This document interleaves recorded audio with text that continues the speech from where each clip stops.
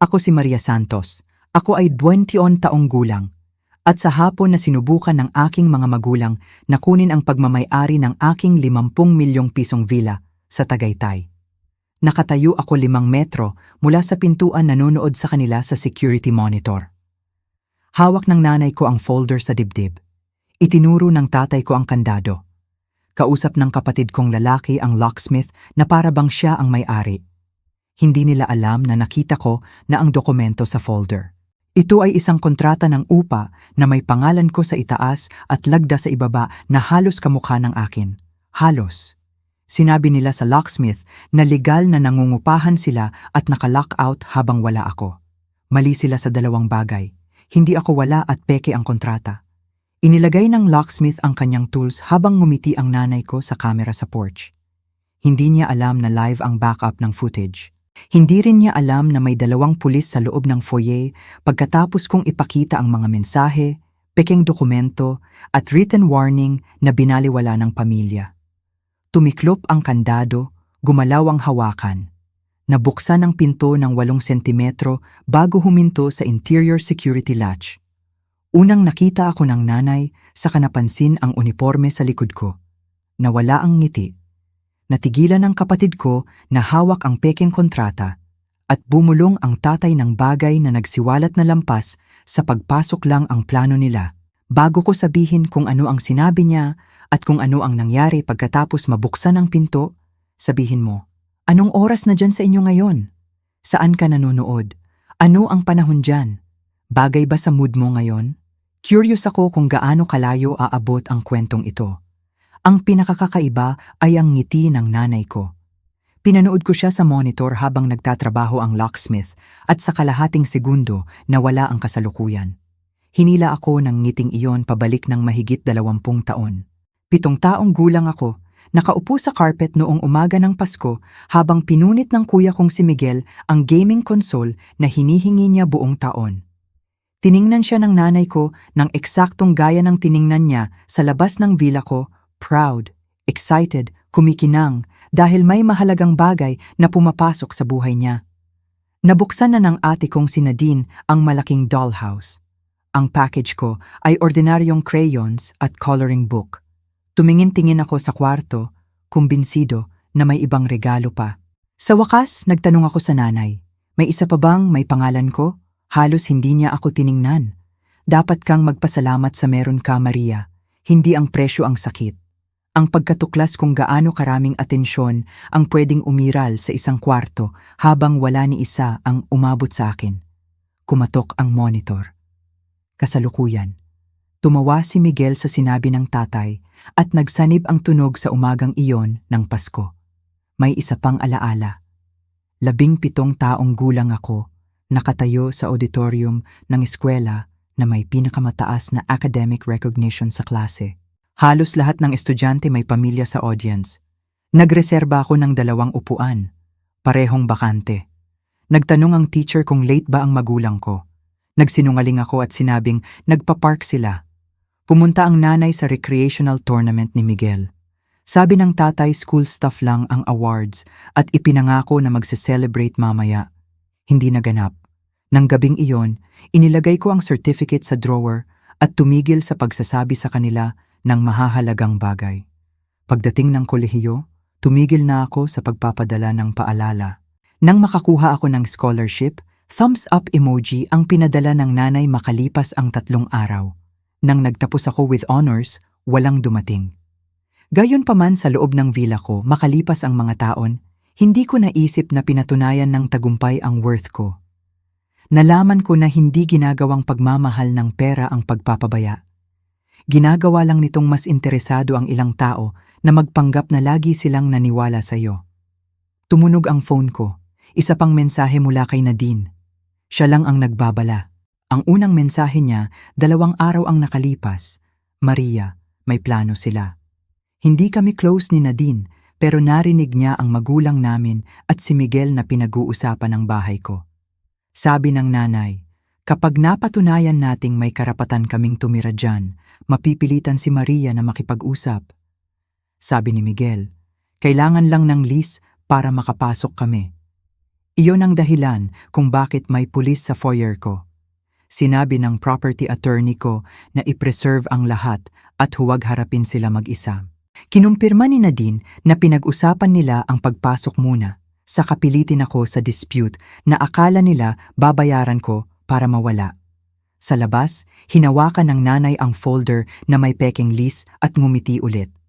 Ngayon, hindi na masakit ang alaala. Nagbabala ito.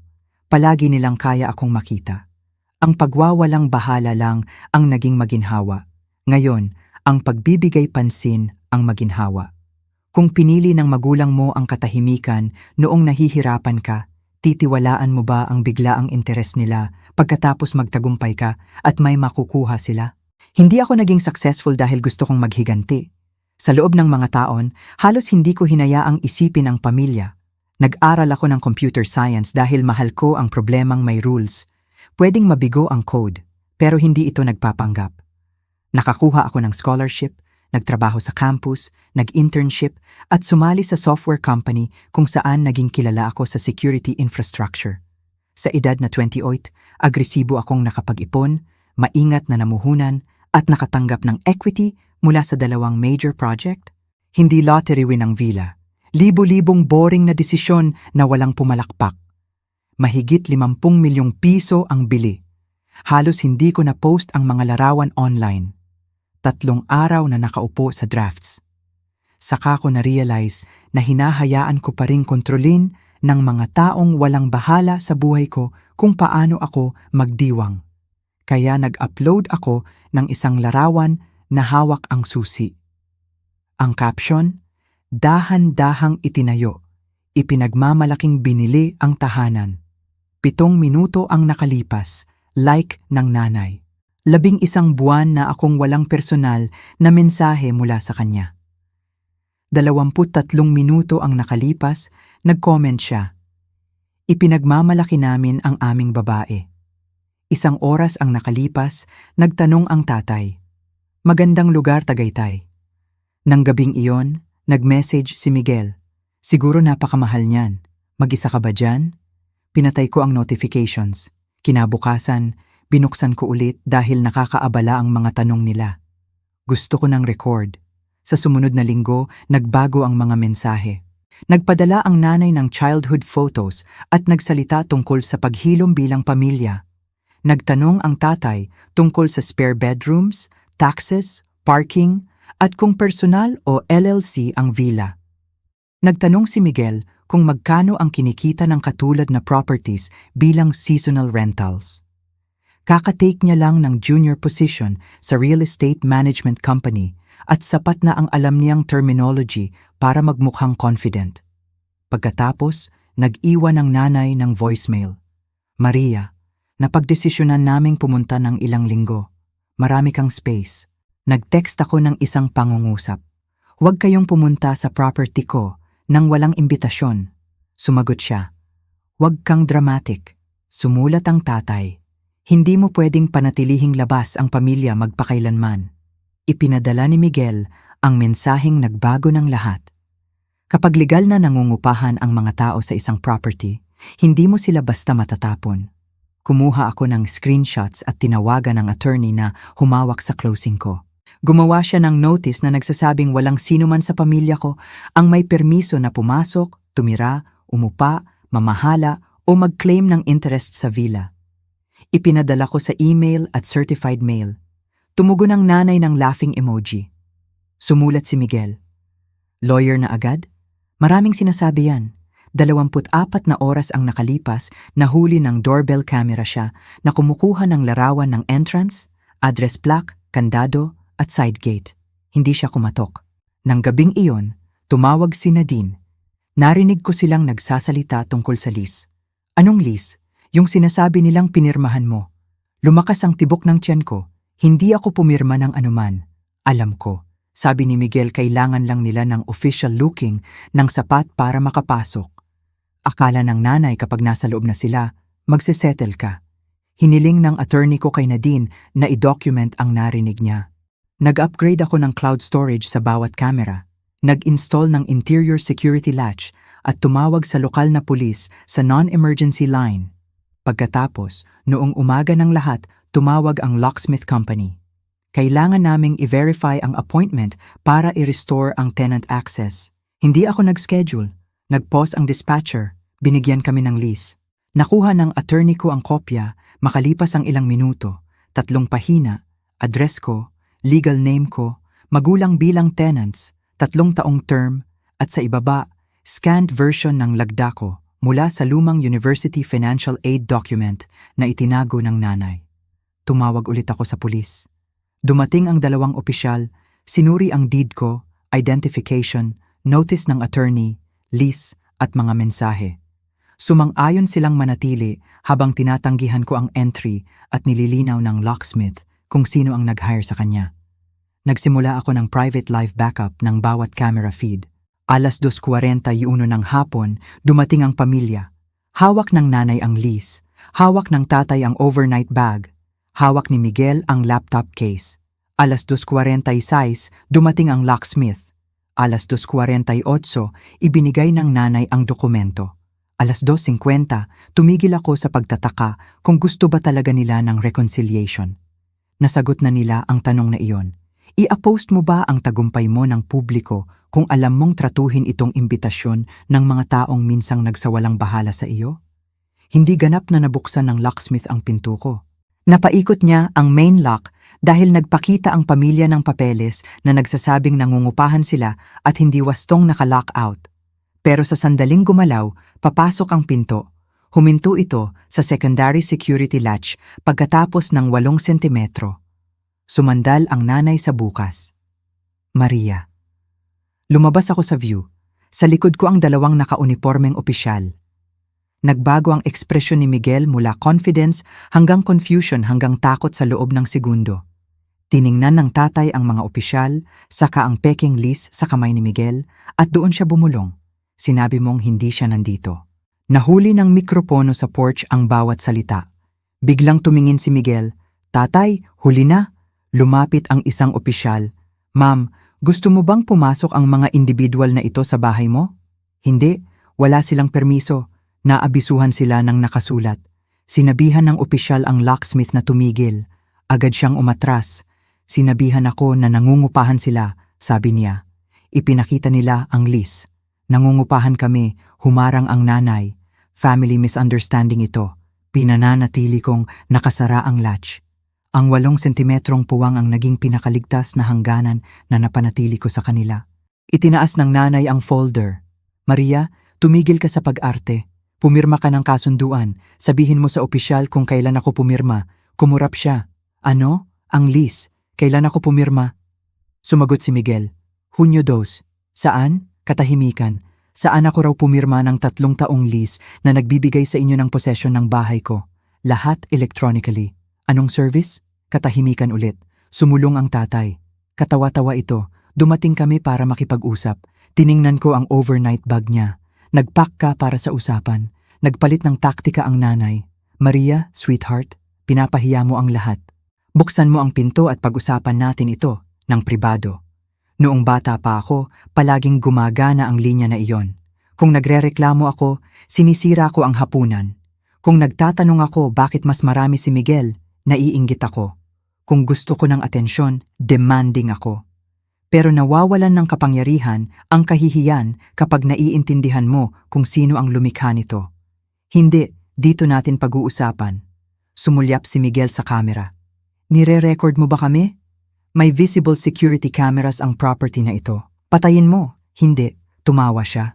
Siyempre gusto mo ng content.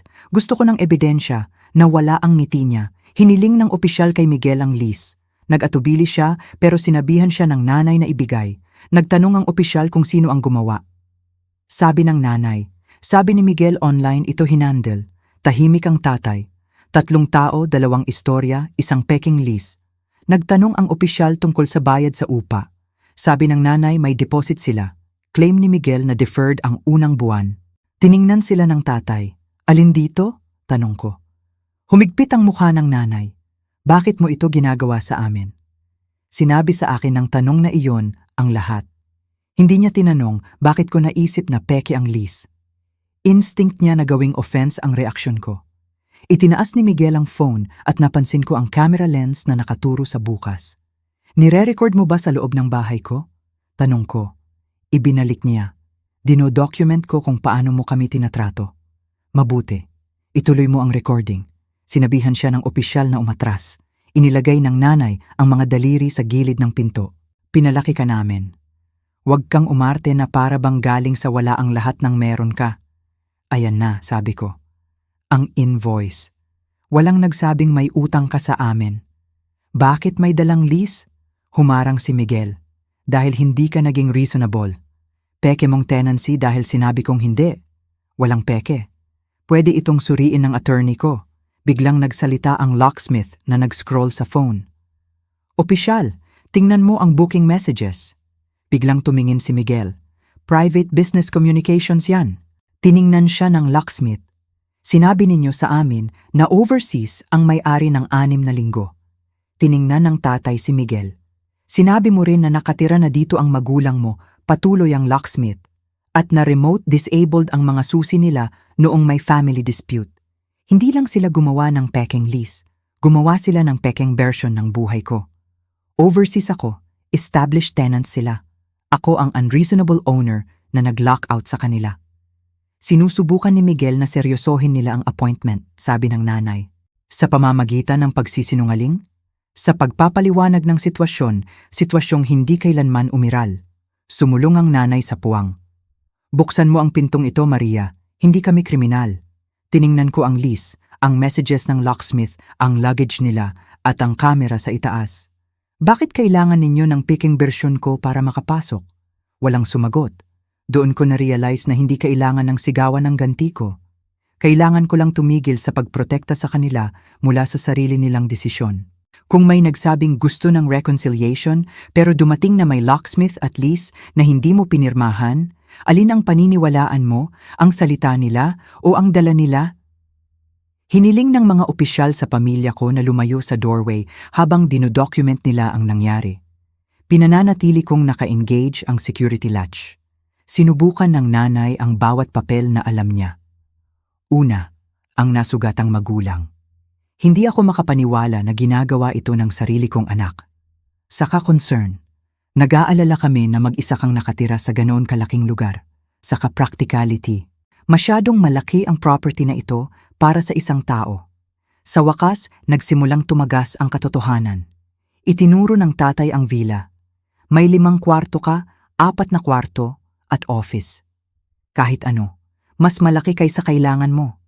Kailangan ayon kanino?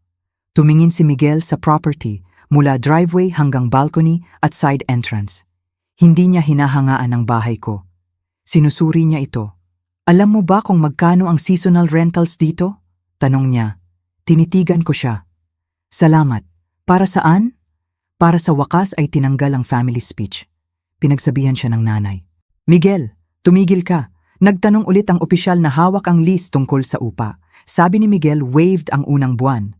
Itinama siya ng nanay. Hindi waived. Credited. Credited para saan? Tanong ko. Sumagot siya ng walang pag-iisip.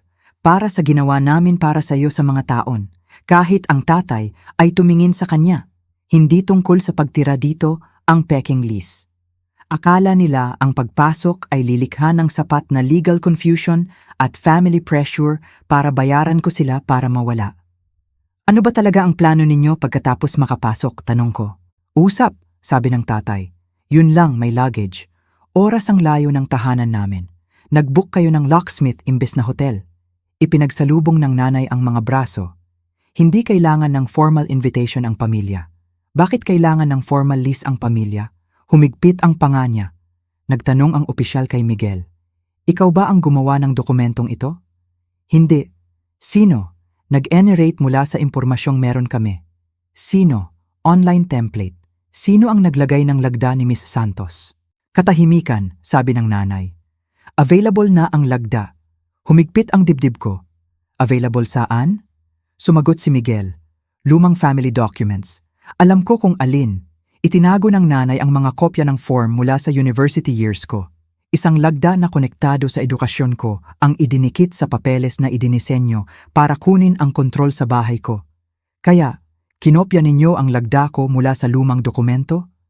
Walang nagsabing kinopya. Sinabi mo lang galing sa family documents. Available ito. Hindi tumutulong ang mga salitang iyon. Ibinalibag ng nanay ang folder sa binti. Tama na. Para kang nagsasabing dumating kami para nakawin ang building. Ano ang tatawagin mo sa paggawa ng lease, pag-claim na nakatira dito, paghiri ng taong magbubukas ng kandado ko, at pagdating na may luggage, desperadong pagtatangka na makausap ang taong nagsara sa sariling pamilya. Ang bawat aksyon ay naging bagay na di umano ay pinilit ko silang gawin. Meron kayo ng numero ko. Meron kayo ng email ko. Meron kayo ng address ng attorney ko. Pinili ninyo ang locksmith dahil tumanggi akong maging reasonable. Ang reasonable ay bigyan kayo ng access. Ang reasonable ay alalahanin kung saan kayo nanggaling. Sumali si Miguel. Tinulungan ni nanay at tatay ang mga pangyayari na nagpahintulot sa tagumpay mo. Anong pangyayari? May bubong ka? Mayroon din ako. Pagkain? Mayroon din ako. Eskwela? Public school. Namula ang mukha ni Miguel. Miniminimize mo ang lahat ng binigay nila at maxi-minimize mo dahil gusto mo ng percentage. May nagbago sa ekspresyon niya. Agad sumulong ang nanay. Huwag mong sagutin. Sapat na yon bilang sagot. Anong percentage? Tanong ko sa tatay. Walang percentage. Bakit niya sinabihang huwag sumagot? Tumunog ang phone ko. Nagpadala si Nadine ng screenshot mula sa family group chat na hindi ako kailanman isinama. Miguel, kapag nasa loob na tayo, hindi niya lang tayo matatanggal physically. Magiging civil dispute. Nanay, gaano katagal yon? Miguel, sapat para makipag-negotiate. Tatay, gusto ko lang sapat para mabayaran ang mortgage at tulungan si Miguel magsimula. Nanay, mas malaki ang utang ni Maria sa atin pagkatapos ng lahat ng isinakripisyo natin. Tumingin ako sa doorway. Ayan na, ang motive nila na nakasulat bago sila dumating. May financial problems ang magulang ko. Gusto ni Miguel ng pera para magsimula ng business. Leverage ang villa ko, nagpadala ulit si Nadine. Sinabi ko sa kanila, hindi ko susuportahan ang istorya nila. Tiningnan ko ang pamilya. Alam ko ang group chat. Tiningnan ni Miguel ang nanay. Isinara ng tatay ang mga mata. Unang tugon ng nanay. Walang karapatan si Nadine. Interesting na concern. Private ang private conversations. Ganon din ang bahay ko. Sa wakas nabasag ang pagpipigil niya. Akala mo ba mas magaling ka sa amin dahil binili mo ang lugar na ito? Hindi. Sa tingin ko naging useful ako nung binili ko ito. Isinakripisyo namin ang mga taon para sa iyo. At kahit papaano dumating ang bill pagkatapos ninyong malaman ang purchase price. Ikaw na selfish na. Tumigil siya nang maalala ang camera.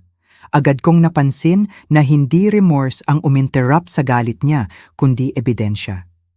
Sabihin mo ang totoo, sabi ko.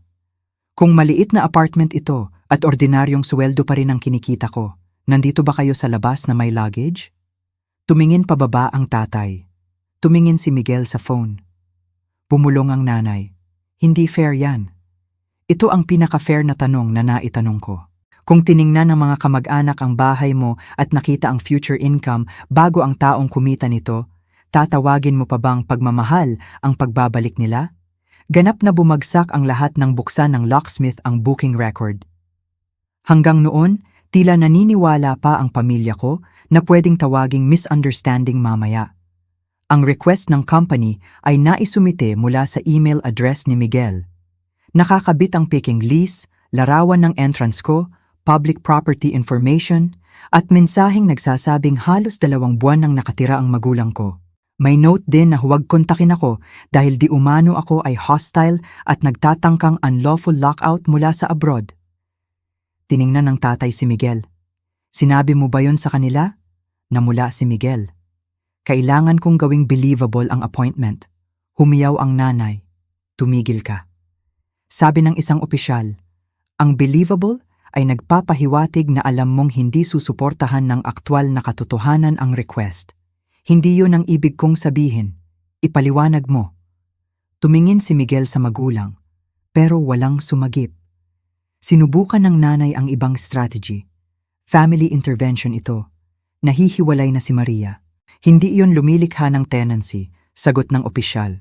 Sinusubukan naming mapasama siya sa amin. Hindi kailangan ng locksmith. Hindi niya bubuksan ang pinto. Sinabihan kanyang, huwag pumunta. Tumataas ang boses ng nanay dahil galit siya sa childhood things mula dekada ang nakalipas. Halos sumagot ako sa katumigil. Iyon ang pinakalumang strategy niya. Hilahin ang usapan sa emosyon para mawala ang kasalukuyang asal. Opisyal, sabi ko, hindi ko kailangan ng sino man para resolbahin ang childhood ko.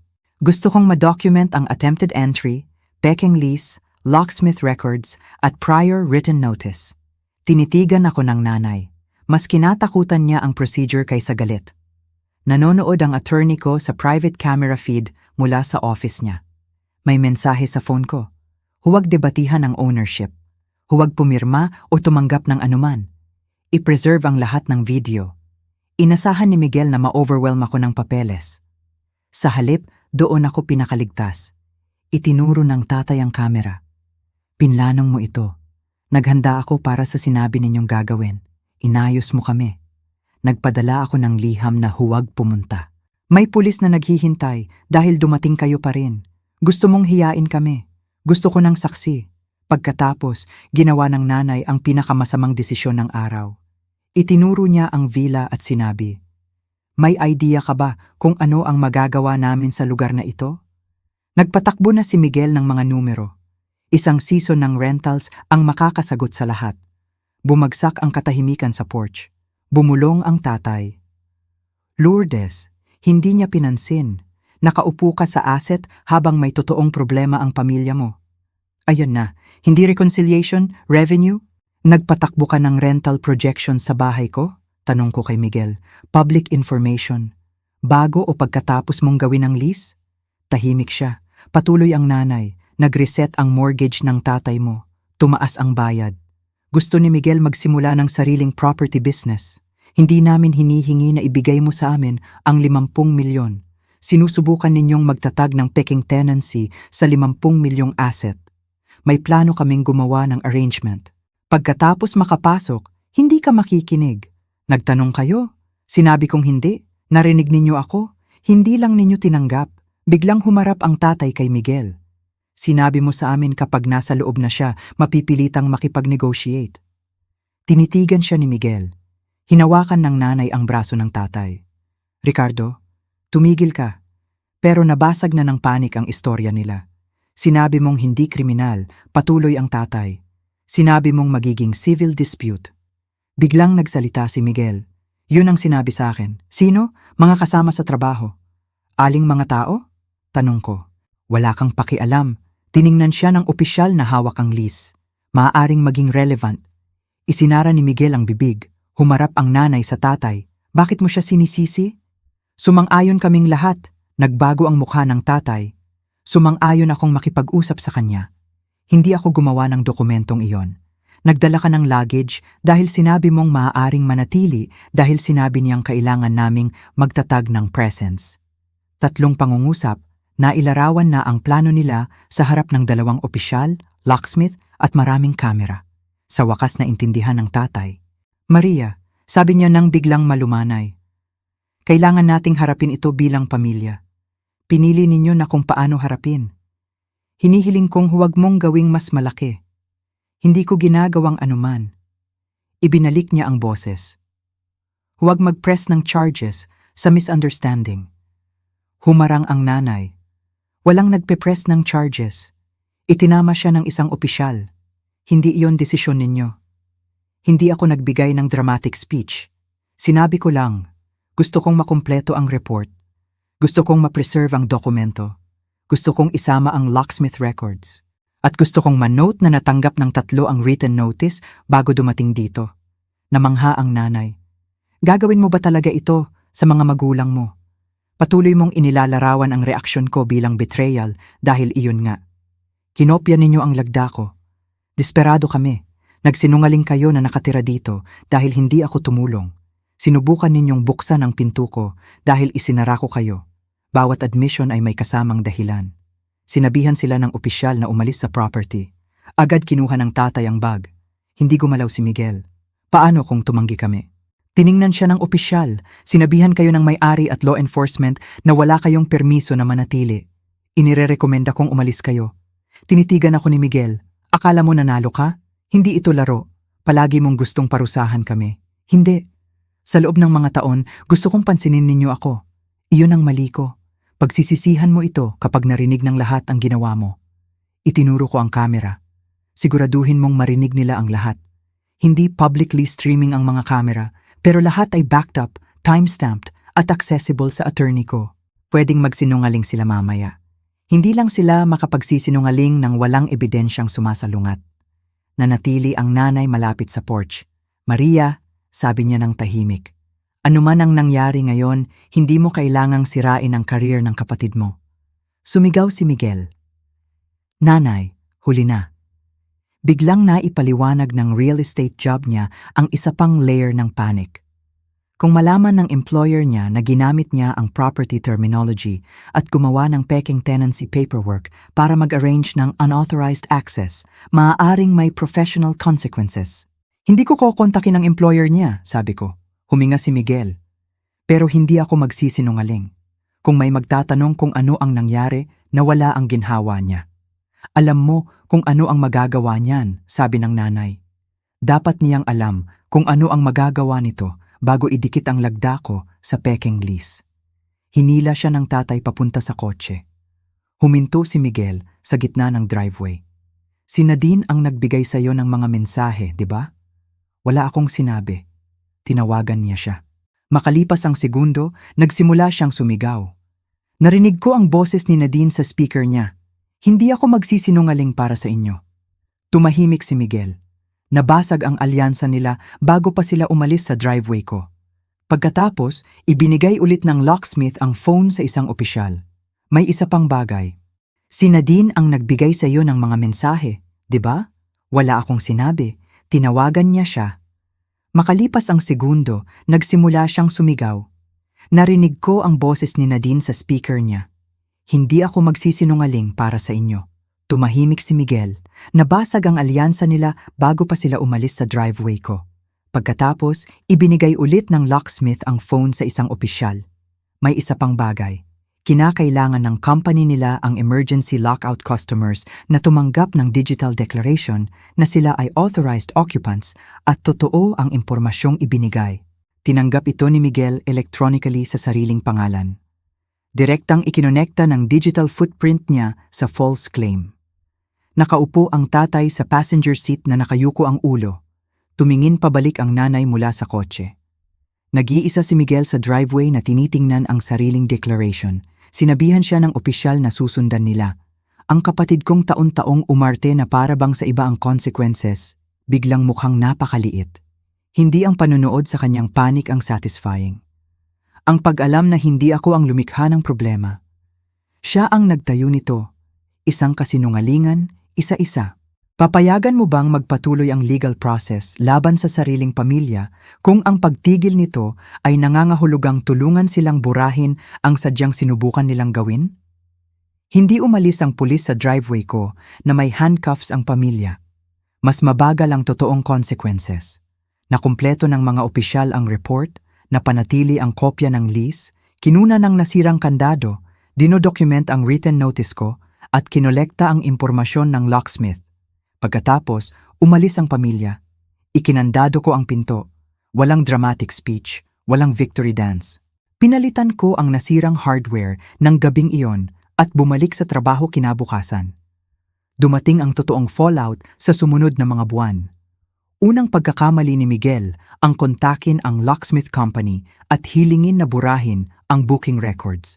Tumanggi sila at idinagdag ang request niya sa file. Pangalawang pagkakamali ang email sa akin, inaakusahan ako ng entrapping habang sinasabing negotiation tool lang ang lease. Halos hindi makapaniwala ang attorney ko na siya mismo ang sumulat. Hindi ako personal na sumagot. Lahat sa pamamagitan ng counsel, iniimbestigahan ang dokumento at attempted entry. May interviews, records requests, signature comparisons at mahahabang panahon na tila walang nangyayari. Sa wakas, inamin ni Miguel na tinipon niya ang lease mula sa online template gamit ang public property information. Inamin din niya na ang image ng lagda ko ay galing sa lumang files na itinago ng nanay. Claim ng nanay na pinaniwalaan niya na pressure lang ang dokumento para makipag-usap ako. Igiit ng tatay na hindi niya naintindihan kung gaano kalayo ang balak ni Miguel, pero ipinakita ng screenshots ni Nadine na alam niyang gusto nila ng physical presence bago makipag-negotiate para sa pera. Walang makalikha ng bersyon na nag-aalis ng responsibilidad ng lahat. Iyon ang naging problema nila. Nalaman ng employer ni Miguel ang insidente ng kontakin ng investigators ang company para alamin kung ginamit ang systems o information nito. Hindi ako tumawag. Hindi ako nag-post tungkol sa kanya online. Hindi ako humiling na tanggalin siya. Naabot ng investigasyon ang workplace niya dahil sa sarili niyang aksyon. Nasuspinde siya at kalaunan tinanggal dahil sa paglabag sa company policy at paggamit ng professional resources sa personal property dispute. Nawala ang business na balak niyang simulan bago pa magsimula. Gumastos din siya ng libo-libo sa legal representation at kailangang ipaliwanag ang insidente kapag nag-a-apply sa katulad na posisyon. Nawalan din ng pera ang magulang ko, pero hindi sa paraang inakala nila. Imbes na gamitin ang villa ko para pagaanin ang mortgage problem at tustusan si Miguel, nagbayad sila ng abogado at gastos na may kaugnayan sa dispute. Sa wakas, pumirma sila ng formal agreement na kinikilala na wala silang ownership, tenancy, occupancy, management o financial interest sa villa ko at hindi papasok o mag-aayos ng access ng walang written permission. Binayaran nila ang locksmith company at ang nasirang kandado ko. Hindi malaki ang halaga. Hindi kailangan. Ang totoong pagkatalo nila ay ang leverage. Dumating sila na naniniwalang pwedeng gawing shared resource ng pamilya ang tagumpay ko. Umalis sila na may papeles na legal na nagkukumpirma ng kabaligtaran. Pero ang consequence na pinakakinamuhian ng nanay ay nangyari sa loob ng pamilya. Tumanggi si Nadine na protektahan ang istorya nila. Kapag tumawag ang mga kamag-anak na nagtatanong bakit ako nagpadala ng pulis sa magulang, ipinakita niya ang screenshots. Kapag nagsamo ang nanay na sabihin na misunderstood ang lease, tumanggi si Nadine. Kapag inakusahan siya ni Miguel ng pagtataksil sa pamilya, sumagot siya, "Ikaw ang unang humiling na ipagkanulo ko si Maria." Makalipas ang mga buwan, bumisita si Nadine ng mag-isa. Nakatayo siya sa labas ng pinto hanggang sa buksan ko. Walang luggage, walang assumptions. "Pwede ba akong pumasok?" tanong niya. Mas mahalaga ang tanong na iyon kaysa anumang paumanhin na inalok ng magulang. Pinapasok ko siya. Hindi kami biglang naging perfect na magkapatid. Masyadong maraming history para doon. Pero may ginawa siya na hindi naintindihan ng iba. Hinayaan niya akong kontrolin ang bilis. Patuloy na nagsusumikap ang magulang. Nagpadala ang tatay ng liham tungkol sa pagsisisi. Nagpadala ang nanay ng mensaheng sinasabi niyang namimiss niya ang batang babae na dating ako. Halos sumagot ako doon. Hindi niya namimiss ang batang yon. Namimiss niya ang access sa taong pwedeng gawing tahimik ng guilt.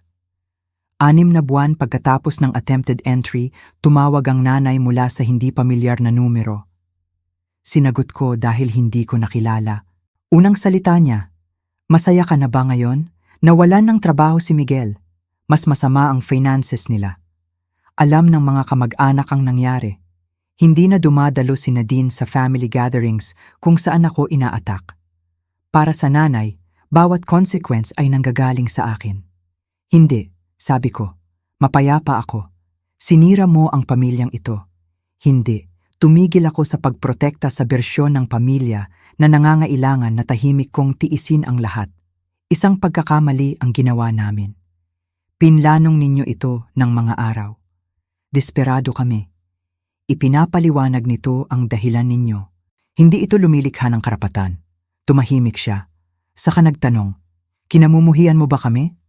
Tumingin ako sa living room na sinubukan nilang pasukin. Naalala ko ang 7 taong gulang na may crayons. 17 na tumitingin sa 2 bakanting upuan sa auditorium. 22 na nagtapos nang hindi naghahanap sa audience.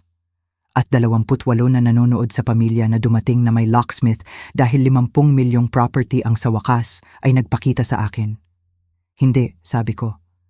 "Hindi ko kayo kinamumuhian. Hindi ko lang ikinakalito ang pagiging kamag-anak sa pagbibigay ng access. Nagsimula siyang umiyak. Noon, ang pagdinig sa iyak ng nanay ay sisira sa bawat hangganan ko. Hindi na ngayon. Ano ang kailangan para patawarin ninyo kami? Tanong niya. Hindi ko alam. Kaya pinarurusahan ninyo kami magpakailanman? Iba ang forgiveness at access. Hindi niya naintindihan. Baka hindi na niya kailanman.